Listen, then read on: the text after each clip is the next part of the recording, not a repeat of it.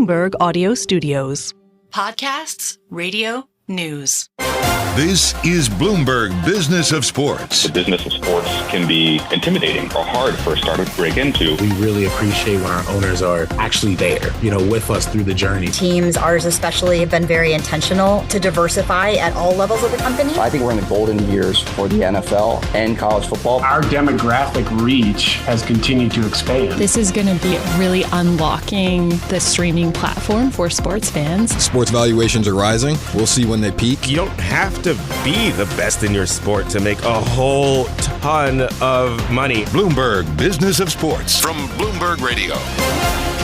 This is the Bloomberg Business of Sports, where we explore the big money issues in the world of sports. I'm Michael Barr, along with my colleagues Damian Sassower and Vanessa Perdomo. Scarlet Fu will join us later in the program. Coming up, we'll celebrate the start of the NBA's regular season with NBA Commissioner Adam Silver, and we'll hear a portion of a conversation he had with Bloomberg Originals chief correspondent Jason Kelly. I like to think about the way we operate with these partners is that every day we're sitting down and saying, all right, do we need to adapt in certain ways? What's happening that we didn't predict? What's the best way to engage our viewers? All that and more straight ahead on the Bloomberg Business of Sports. But first, we get you ready for the New York City Marathon coming up next weekend with New York Road Runners Chief Executive Officer Rob Simmelkjaer. Rob, welcome to the Bloomberg Business of Sports. Thank you very much, Michael. Great being with you guys. So, listen, don't believe all that stuff that they told you before we went on the air. It's like, I'm not in shape. And this. I didn't say I wasn't in shape. I said I don't like to run. Different. Good. See, yeah, because I was going to call you out on it. It's like, because if you haven't seen me, Rob, it's like, I can run to the Monopoly table, and that's about it to play the game. Other than that, that's how. But you know what? It really is saying something when you have all of these runners participating in what is to be one of the biggest events in New York City. Yeah, the TCS New York City Marathon coming up November 3rd is, everywhere I go, Michael, every speech I give, every group I talk to, I always say it's the single best day of the year in New York City, and no one ever disagrees with me. And what's great about the marathon is it brings everybody out, right? It brings out runners, non-runners. Everybody just wants to be a part of that event because it's the one day of the year where we are all just out there rooting for total strangers. We open up the city of New York to the world. We have tens of thousands of runners from overseas coming in to run with us. We've got New Yorkers. We've got people from all over the country. It really is the day that New York is at its most international, at its most welcoming, at its most friendly. And I think that's the reason why so many people think it is such a quintessential New York day. Over 50,000 runners of all ages, 18 years old to 88. We've got nearly 150 countries represented this year. So it's a special day, and I can't wait. Yeah, that's amazing, Rob. So the New York City Marathon got 165,000 applications this year, and I rate second most in history out of all the races, and all the other road racers were sold out this year. What is happening to the running industry as a whole that there's such a high demand right now?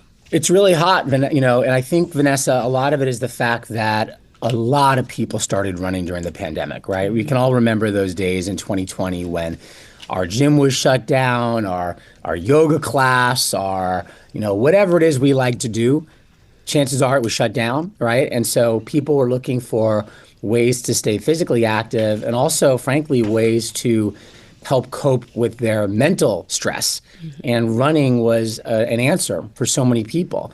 And so a lot of folks maybe started running during the pandemic, but then they stayed with it because of the way it made them feel, and also because they realized that running could actually be more than just exercise. That could also be part of finding a community, and I think that was the other thing. Coming out of the pandemic, so many people had become disconnected to whatever their friend network was, or, whoever the people were they were closest to. And they found these running communities out there, and there are hundreds of them, running clubs, other organizations that people come together and run. And it now really has become a deeply ingrained part of the culture here in New York City and in cities all over the world. So since I've been CEO of New York Road Runners now, coming up on 2 years, just about every single race that we've put on at New York Roadrunners has been sold out. And we put in a lot more than the marathon. We do 40 plus adult races every year, as well as dozens of youth races. So we are, at it every single, week, and people are flocking to our events. Rob Simmelkjaer, one of my bucket list items is to actually run in the New York City Marathon, but I'm going to tell you right now, I'm never going to do it, and here's why. I have a Peloton tread at home, and what you guys have done with Peloton and putting the marathon on the tread so that I can run it from my workout room, living room, whatever you want to call it, is just unbelievable. I mean, why would I ever go out and brave the elements and the crowds and the 26 miles that it really takes when I can do it in an hour or less, no? I love hearing that. I'm so glad that you're enjoying that. We are so thrilled to have this great partnership with Peloton. They're our digital fitness partner and presenting sponsor of our podcast, Set the Pace, New York Roadrunners Set the Pace. And they're incredible. And yes, that was really the heart of the partnership, giving them the opportunity to go out there and film the marathon course, and for folks like you to have a chance to experience that right from your own home on the Peloton treads. So I'm so glad you're taking advantage of that.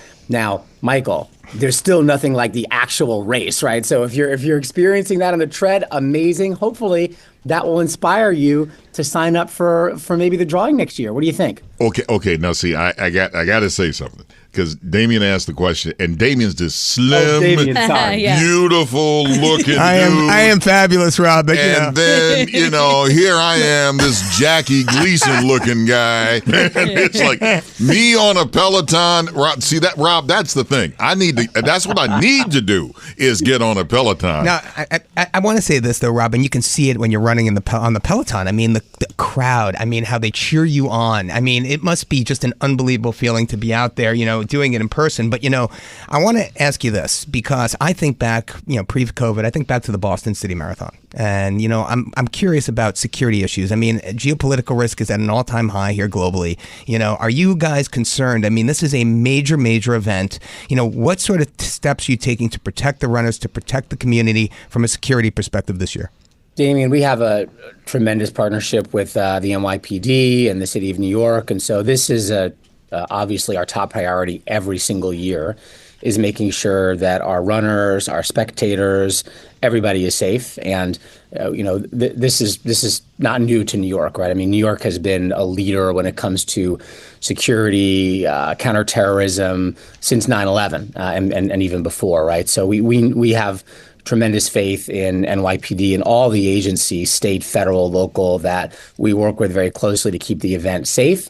We were able to have a safe event last year. And, obviously, you can't control everything that happens in the world, but we know that we are in tremendous hands with our state, federal, and local partners of law enforcement. I want to compliment you guys, because this happens every year. You have a lot of charity runners, about 14,000 that were there last year, and they raise a lot of money for a lot of good charities, Rob. It's one of the things that we are most proud of at New York Roadrunners, is the impact that the TCS New York City Marathon has on all kinds of causes around the city and the country. Last year, we had over 14,000 charity runners who put purpose behind their miles, and they raised a record-breaking $61.3 million for over 500 different charities. And so we're expecting another banner year this year, and we love it. This year it's over almost 600 charities, the most we've ever had participating in our charity program. And, we know that so many organizations use the marathon, not just for fundraising, but they're also expanding their networks, because each one of those runners is out there asking their friends and family to donate to their cause. And that's bringing new people into the fold for each of those organizations. So we love that. And of course, we have our own charity, Team for Kids, which is the biggest every year, and that we're thrilled with. And that is a charity cause that raises money for our very own youth and community programs, our free youth running programs for kids ages 2 to 18, our senior running programs, our wheelchair racing programs, all the amazing things we do. And Team for Kids has been tremendously successful as well. It's raised over $110 million since 2002. So, yeah, it's a big part of what we do, and we're thrilled to see another impactful year this year at the marathon. Rob, it's interesting when you talk about the people who are running for purpose. I mean, the marathon space is really interesting that it has professionals and novices and everyone running together on the same field. And when you're talking about the professionals and obviously people who break records and things like that, a lot has been made in recent years about so-called super shoes and the controversy behind these like thicker soles and things like that. What would you say about that? Do you think there's a proper controversy behind it, or do you think this is just the way that sports equipment fairly evolves and innovates? Yeah, Vanessa, we see this in every sport. Every sport has technology that advances and changes over time and that really does impact the sport, right? We've seen tennis go from wooden rackets and serves of 80 miles an hour to all kinds of composites and serves over 140 miles an hour, right? We've seen golf equipment that has actually required them to change golf courses, right? Tiger-proof golf courses like Augusta National, right? Because they're hitting the ball so much farther. So this is just a part of the natural evolution of every sport. And frankly, it makes the sports more interesting and more exciting in a lot of ways when you see what humans can do and achieve when they are paired with the best technology that's out there. And we're seeing that with running as well. We're seeing lots of world records broken. Chicago Marathon this year had a new world record on the women's side, and the year before, a new world record on the men's side. So and we had a new course record set in New York last year. Tamirat Tola set it. Right. He's back to defend his title this year, coming off of a gold medal that he won at the Paris Olympics. So this kind of thing is exciting for fans. It's exciting for us to see what these incredible athletes can do. And yeah, we think the shoes are great. And by the way, it's not just the elite runners that are running in these shoes. It's everyday runners as well. And so someone like me, I just ran my first marathon in 11 years in Berlin at the BMW Berlin Marathon. And I was able to set a personal record by, one skinny minute. But I'm pretty sure that the really nice New Balance Fuel Cell Elite shoes I was running in helped. Mm-hmm. Rob, I'm sure a lot of our listeners want to hear about normal runners like you and me, but really we do want to hear about Tamirat Tola and Helen Obiri and all these people who are coming to New York, Connor Mance, Clayton Young. I mean, aren't they all going to be there this year? Yeah, we've got an unbelievable pro field. You mentioned a few of them. We're thrilled to have this group coming back. And, I think that's part of what brings the excitement. I think so much more of it is that there aren't that many sports where the everyday runner is competing on the same field of play, on the same day, in the same sport, right? So, everybody can know that they ran whatever their time was, they're running it right behind these great athletes. Our thanks to Rob Simmelkjaer for joining us. He's the Chief Executive Officer of New York Road Runners. Coming up, we turn to basketball and WNBA players opting out of their collective bargaining agreement 2 years ahead of time. For my colleagues Damian Sassower and Vanessa Perdomo, I'm Michael Barr. You are listening to the Bloomberg Business of Sports from Bloomberg Radio around the world.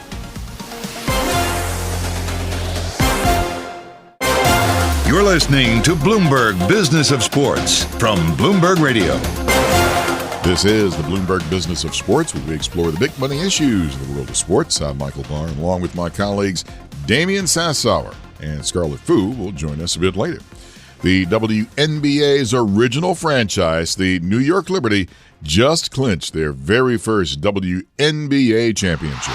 28 years in the making, the New York Liberty are WNBA champions! Here's Liberty star Breanna Stewart just moments after the win. This is my first championship with my kids and my family, so it's incredible for her to see this and for them to grow up and know that they can be like this one day. New York Liberty star forward Breanna Stewart just moments after the win, courtesy of ESPN. Fresh off of a season that saw a surge in both ratings and attendance, the WNBA players are now opting out of their existing collective bargaining agreement 2 years early. And here to bring us up to speed is friend of the show, Bloomberg US sports business reporter Randall Williams. Randall, once again, welcome to the Bloomberg Business of Sports. What's going on? Thank you for having me. Hey, this is an interesting story with the WNBA. 2 years early opting out, and I'm assuming, obviously, this is to make sure that the players get more money. Yeah, there's a number of issues that the WNBPA wants to negotiate, compensation being one of them, benefits being another. They want better facilities for their players. This is going to be a transformational CBA if they're able to come to an agreement. Well, Randall, I mean, this is kind of, I mean, I don't know, just how expected was this? I mean, their original contract was set to expire in 2027. They just got that huge media deal, right? We just are coming off the Caitlin Clark experience, right? A surge in ratings and attendance. Is this something that you expected? Yeah, absolutely. I mean, the WNBA was growing even before Caitlin Clark arrived, but her presence along with other rookies, Angel Reese and Camila Cardoso and so many others, Cameron Brink, all of these players supercharged the season this year. And so there was an increase in literally every metric you can think of. And so if you're the players and the league really, if you're the players, I'll say that as you look at the growth, you look at the ratings, you look at all of these different metrics and see everything, then of course you want to opt out of your CBA early to get a bigger piece of the pie. I guess, Randall, my question is, when the media deal, I mean, is that negotiated? Is the WNBA's media deal negotiated separately from the men's? The WNBA's media deal is included in the men's. That's what I thought. So then I guess explain how if they hold out and the men don't, I mean, how does this really change things? Within the media deal or within the CBA? Within the CBA, right? I mean, if they hold out, and they can't come to terms next year, right? Because it wouldn't go into effect in 2026. What we're really talking about is 2027, right? So the CBA currently covers next season. It's the year after that. If they weren't able to come to an agreement, that's when a potential lockout would happen in a work stoppage. But with that, how does it affect the NBA and the WNBA players? There are two separate CBAs. The media deals are included with one another. And I see. I think the WNBA got a much larger piece than what they were getting from the media partners, but their CBAs are negotiated completely differently. Well, what kind of impact will this have? Because we're supposed to be adding 4 more teams. Next year is going to be Golden State. And then teams from Toronto, Portland, they'll play in 2026. And then the WNBA is still looking for another team to come in. So it'll be a total for 16 teams. How will this impact that? What the WNBPA is looking to do is protect the future 48 players that are going to come into this, because there are some organizations that have built-in facilities, built-in training facilities, a stadium that is ready to go. And so for these next 48 players that are going to be joining, you want to make sure that they have all of the new rights, that they're not going to be entering into an organization with that isn't prepared. That's what they're looking to do. And so as far as those specific organizations coming to the negotiating table, they don't have players yet. None of them do. Now, the Valkyries will, and I expect the other 2 franchises will eventually. Now, how much those players jump into these CBA negotiations, I don't know. It depends on who the players are, their impact, and the influence over the game. Wow, what a year the WNBA has had. I mean, these rookies, I mean, unbelievable stuff. But, let's look ahead. Let's look to 24-25. Paige Buchers, Juju Watkins. There's a lot more talent coming into the WNBA, no? I mean, is now the time for this new CBA that's going to be negotiated? I mean, is the timing right for the women to maximize their benefits, Randall? It is. I think that, as you just noted, there's a bunch of superstars that are coming into the WNBA that are going to have a massive following that are going to set up what I think is going to be a lot of rivalries that maybe viewers didn't see in the early days of the WNBA. If you think of this if you're trying to compare it to the NBA, then I think that this is like the Magic, Bird, Isaiah Thomas, all of these. Of course, Michael Jordan, all of these different players that you're going to see. Now, obviously, they have not reached the success level that all of the 4 players I just named, but in terms of just audience, in terms of gluing people to the screen, there's going to be that. I mean, we're going to start seeing, and we already see with Angel Reese and Caitlin Clark, whenever they play each other, what do? They go back to the college games when they played each other in the national championship, and then I believe it was the Elite 8. It'll be the exact same thing with Paige Buchers and Juju Watkins. It's going to be massive. So this is the right time for them to opt out of the CBA, and they have to get exactly what they want, because these CBAs go for a long time. And as the league continues to grow, you want something that's progressive and not conservative, because if it's conservative, then the players don't get exactly what they want. And, Kathy Engelbert said the other day that she wants this to be fair. I think it depends on what her definition of fair is and what the union's what the union's definition of fair is. Yeah, Michael Barr, I think Randall's right. I mean, in the timing, think about this. The New York Liberty just won their very first WNBA championship. And as we all know, when New York's in the game, ratings and attendance, you know what I'm saying? So it is an interesting time for sure. Which brings up another point, and I think Angel Reese said this, and we're talking about money, that her salary can't even pay the rent. Can you expand on that? I mean, that obviously that's a problem if the women are getting the short end of the deal here compared to what the men are. She didn't provide context. I think at Bloomberg we say context is everything. Yeah. Her direct salary, which is around $70,000, probably doesn't cover her bills. She's right. I mean, I don't think she has any reason to lie. However, she has a number of endorsements, a number of things that do allow her to cover those things. Now, is she living above her means? I have no idea. With that being said, if you negotiate a new CBA, it provides the opportunity for rookies and players to earn a lot more if it's negotiated. Now, will it directly affect her contract? I don't believe so, because, she has to play next year. That'll be the 25 season. And then the year after that will be the 26 season. The 26 season will have an opportunity for the salary to increase, but it's not going to have a direct impact right now. So I know that she's saying that her salary doesn't cover her expenses. It might go on a little bit longer. Well, I mean, let's put some numbers around that, right, Randall? I mean, I know that the maximum salary for the WNBA per player is like $242,000, but the player minimum, what is that exactly? Is that like $70,000 I've heard? Yeah, it's around that. Wow. Wow. So I mean, look, what the WNBA would say is that they have compensation packages where if you are tagged to do, let's say, a Skims endorsement or a CarMax commercial or something along those lines, that they provide opportunities for players to earn more. But there's a big difference between salary and compensation. Right. And what isn't talked about is how many players are actually able to earn these opportunities. Like, how many, if it's not Breanna Stewart, if it's not Sabrina Ionescu or Jonquel Jones, are the 9th, 10th, and 11th women on that New York Liberty bench going to get the same opportunities as them to earn the compensation? Probably not. And it's the exact same thing in the NBA, where you don't see the 9th, 10th, and 11th players on the bench getting the same opportunities. However, in the NBA, you're making millions. So are they missing that money?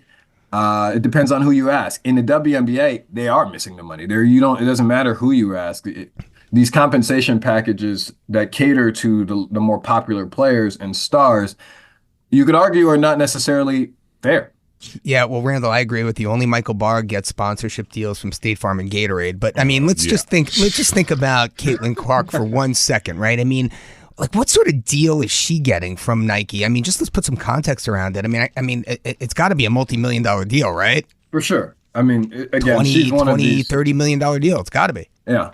She's probably one of the highest paid players in the WNBA right now, strictly off of endorsements. I mean, she has a signature shoe coming out. Sabrina Ionescu has one, and Asia Wilson will have one. All of these players with these signature shoes are going to be paid, more than the other players in the league. And that's no difference than in the NBA. There's some players who brands tie themselves to and try to springboard them in popularity. And Caitlin Clark is no different. I would not be surprised if her shoe, when it comes out, is one of the highest selling shoes that Nike has alongside the men's shoes. Sabrina Ionescu's shoe has been very popular on the floor. And I think that Caitlin Clark is going to be very popular with kids. There is another issue that's involved in the negotiations, and it involves when a player in the WNBA either retires or if they get pregnant. And there have been issues with some players saying the team did not treat them fairly when they did become pregnant. Yeah, they're trying to negotiate better pregnancy protections, better retirement benefits, so that when players do hang up their jersey in the rafters, they don't have to worry about the certain things that they have to worry about. There's some very detailed stories that we don't have time for today, where WNBA players talk about, former WNBA players talk about, their treatment. They talk about what is available to them, and it doesn't sound right when you hear it. Quite frankly, it doesn't sound right. And so what can the league do? What will they agree to? I think, we'll have to see. But I do believe that this is going to be I think that the conversations are going to start probably peaceful, but I do anticipate them to get very tough and intense over time. Randall Williams, my friend, Bloomberg US sports business reporter. You are the man. Thanks again, old friend, for joining us. Appreciate you all for having me. Up next, more basketball. We have a special conversation with NBA Commissioner Adam Silver. The marketplace is speaking loud and clearly about the value of premium live sport content. And I think to even surprise some followers of the marketplace. I think when I think of where sports ranks in the hierarchy of, call it, entertainment programming, we're clearly in a place that we weren't historically. For Damian Sassower, I'm Michael Barr. You are listening to the Bloomberg Business of Sports from Bloomberg Radio around the world.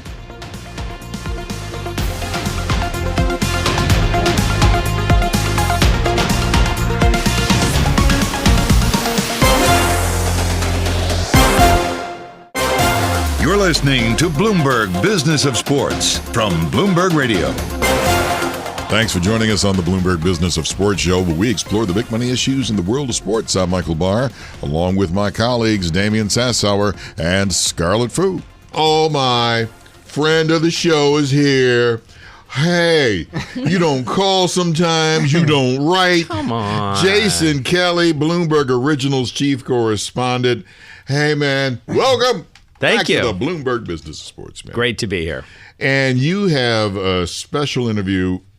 Okay, I'm just going to come out and say it. Out of the 4 major food groups of sports teams, I always thought NBA Commissioner Adam Silver was the best of them all, and you sat down and talked with him. I did, and yet you're exactly right, Barr. I mean, he definitely gets the best reviews of the 4 biggies here in the United States. He took over for David Stern, which was obviously a very tough act to follow. I got a chance to sit down with Adam. He was speaking at the USC Next Level Sports conference, which I had the great opportunity to co-host with Willow Bay and Jeff Garrett, deans of the Annenberg and Marshall schools, respectively, at USC. Adam came out essentially on the eve of the NBA season starting. And I think we all around this table know this. The NBA is a massive and fast-growing and very ambitious business. It is. And in fact, now that they've figured out their media rights for the next, 7-8 years, they can now look to the next chapter, which is expansion. Right now, the NBA has 30 teams, and they've identified a couple of cities where they would like to expand to, but 32 is kind of the magic number when you're talking about sports leagues. It certainly feels that way. And, Silver had been pretty clear leading up to this that let's get the media deal done and then let's get going on this. Seattle, Las Vegas seem to be the natural next steps. There is some talk of Mexico City sort of like lingering out there. That's a possibility. We talked a little bit about what he's looking for. Listen, they want a community that's really going to be additive to the entirety of the league. And, Seattle obviously has a very long history with the Supersonics. Mm-hmm. The Bonderman family, David Bonderman, of course, very well known to our audience here at Bloomberg, one of the founders of TPG. His daughter, Sam Holloway, is really leading the effort there in Seattle. And Vegas, you've got potentially LeBron. You've got, I recently caught up with Candace Parker, WNBA legend. She's talking with Mark Lazary about potentially a bid for Vegas. So this is going to be, I think the term of art is awesome. I mean, it's going to be great to sort of see where the NBA goes next. Well, Jason, we know it's going to be a great season here in the NBA because the Knicks are going to be awesome this year. Sorry, man. Oh, you didn't even try to hide that. Oh, my goodness. I mean, you can say it with a straight face this year more than most years. More than most years. Dude, but, said it with conviction, too. That's what I like. But unlike other years also, the WNBA has had an unbelievable record year. I'm talking Caitlin Clark, Cameron Brink, Angel Reese. I mean, the list goes on and on. Before he was the commissioner of the NBA, as we know, Adam Stern ran NBA Entertainment, so he understands the value. Yep. Sorry, Adam Silver, right. So he understands the value of the WNBA. What did he have to say about that? I mean, he's watched it, I think, with some awe And I think a lot of pride, candidly. I mean, this is an overnight sensation after 28 years in a lot of ways. When he and David Stern and Val Ackerman, who is the first president of the WNBA, now the commissioner, of course, of the Big East, when they got this off the ground 28 years ago, there was a lot of ambition for it. There was a lot of enthusiasm initially, and then it kind of dissipated. The last few years, I think, have been a massive run up. Clearly, this year it really broke out owing to Caitlin Clark. But if you talk to the Candace Parkers of the world, even if you talk to the Rebecca Lobos of the world, who was there at the beginning, there's been something brewing over the past few years. As you've seen Mark Davis really invest in Las Vegas, you've seen Clara Wu Tsai and Joe Tsai really invest here in New York. The New York Liberty, your WNBA champions, obviously, and the Minnesota Lynx, who, were the runner-up, have been an incredibly successful franchise as well. Shout out to my partner on the deal, Alex Rodriguez, who is one of the owners of the Minnesota Lynx. So, yeah, it's an incredible story, and I think it goes bigger and bigger from here. We're going to see how the labor piece of this works out. News this week that the players have essentially rejected the current agreement. They're going to renegotiate. And so the money is there for the W, and that is new news. And this is unprecedented. I mean, this is a major moment for the WNBA. They opted out. They 2 years early. Yep. And I think they had a $200 million contract for the broadcast rights. And so this is huge. I mean, what are the odds that they can get more for their salaries out of this? I mean, I think the odds are good. I mean, I think what the W obviously is trying to avoid, and keep in mind, to your point, this is 2 years early, so next season is safe. What we're looking at in terms of a potential lockout or walkout is 2 seasons from now. I would like to think, I don't have any inside knowledge, I would like to think that given the growth trajectory, not just of the W, but of women's sports overall, the owners are going to come to the table. The league is going to come to the table. Keep in mind, it's a little bit of a different sort of animal because essentially the owners of the WNBA own about 43%. The owners of the NBA own about 43%, and then outside investors own the balance of the W. So it's a little bit tricky. You have owners who are sort of all in on women's basketball. You have others who are like, oh yeah, I do own that. And so everybody's got to get on the same page and realize that there's real money to be made. If you talk to Clara Wu Tsai, as I did a couple weeks ago at Screen Time, she is predicting that her franchise is going to be the first billion-dollar franchise in women's sports within the next 10 years. And that's what Candace Parker also said with you, too. Our thanks to friend of the show, Jason Kelly, chief correspondent at Bloomberg Originals. Now let's take a listen to a portion of Jason's conversation with NBA Commissioner Adam Silver. Adam Silver, talk to me about the biggest business goal for this upcoming NBA season. The biggest business goal, I would say, is to work through the transition from our current media relationships to our new ones, and to ensure that we're adapting to fit the new technology. And it's amazing how quickly that change is taking place. So that's a large part of it. And then I'd say number 2, to think more about what the best way is to grow this game globally. Mm-hmm. I mean, that's always been a priority, and it was for David Stern and all the years I worked under him.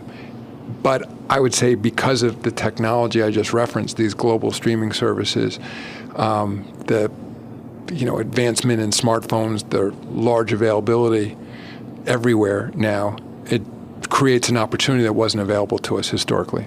So you mentioned media. Obviously, the media deal drew tons of headlines, a lot of attention. What's the biggest lesson you take from that negotiation, either in terms of valuation, in terms of the players involved? What sticks with you? What do you need to act on next? What sticks with me is the marketplace is speaking loud and clearly about the value of premium live sport content. And I think to even surprise some followers of the marketplace. I think when I think of where sports ranks in the hierarchy of, call it, entertainment programming, we're clearly in a place that we weren't historically. And now, just speaking specifically for the NBA, one example is in our last set of television deals, during the regular season, we had 15 broadcast exposures, and now we have roughly 75. And go back further to when David Stern first became commissioner, the marketplace didn't view our finals as meriting primetime broadcast exposure. And so that's a historic change. And I'd say number two, and I think not just what we saw in the NBA negotiations, but just look at the recent NFL deal with Netflix. Services that were publicly saying they didn't necessarily see themselves as being in the premium live sports business are now moving into the sports business because presumably they're following their subscribers and have very sophisticated data about what it is that will create stickiness among those users and what they find to be the most compelling programming. And so that's something that I'm particularly focused on, particularly because I grew up in the NBA working in the television production unit, NBA Entertainment, and I just find a personal fascination with what's the changes and the rapid rate at which they're happening. Well, obviously, you do a deal, and then you have to immediately start thinking about the next deal. How do you think about that in terms of value, in terms of the growth? So such a level up. Are we going to see another level up the next time you come around? By the way, I'm so used to having always been the young guy. It's the first time in my career when people talk about the next deal since 11 years from now. I'm like, I don't know if I'm going to be here. But you're right. We should always be thinking about the next deal. But it may be even more importantly that at least I hope our partners have seen it this way over the years, that of course you have to negotiate hard for a contract, but then you put it, metaphorically in the file cabinet. I guess those don't exist anymore. But because when you sit down with these media companies, no one can predict what the next decade is going to look like precisely, that I like to think about the way we operate with these partners is that every day we're sitting down and saying, all right, do we need to adapt in certain ways? What's happening that we didn't predict? What's the best way to engage our viewers? I mean, just one example right now is, while I think people saw a decline was coming in cable and the impact it potentially would have on regional sports networks, I think if we were doing this interview even 2 years ago, or maybe certainly 4 years ago, I wouldn't have said that we'd now be sitting here when 18 of our teams, RSNs, are either defunct or in bankruptcy. And so there was a trend there, but then it got accelerated. And to your earlier question about business challenges for us, I mean, that's something we're going to spend a lot of time on this year, is working with our 30 teams and interested parties in the marketplace and figuring out what the future of local sports should be. That's Bloomberg Originals chief correspondent Jason Kelly in a special sit-down with NBA Commissioner Adam Silver at the USC Next Level Sports Conference recently. Hear the full conversation now. We publish the full thing on our podcast feed. And you know what? That does it for this edition of the Bloomberg Business of Sports. For my colleagues Damian Sassower, Scarlet Fu, and Bloomberg Originals sports correspondent Vanessa Perdomo, I'm Michael Barr. Tune in again next week for the latest on the stories moving big old money in the world of sports. You're listening to the Bloomberg Business of Sports, Bloomberg Radio around the world.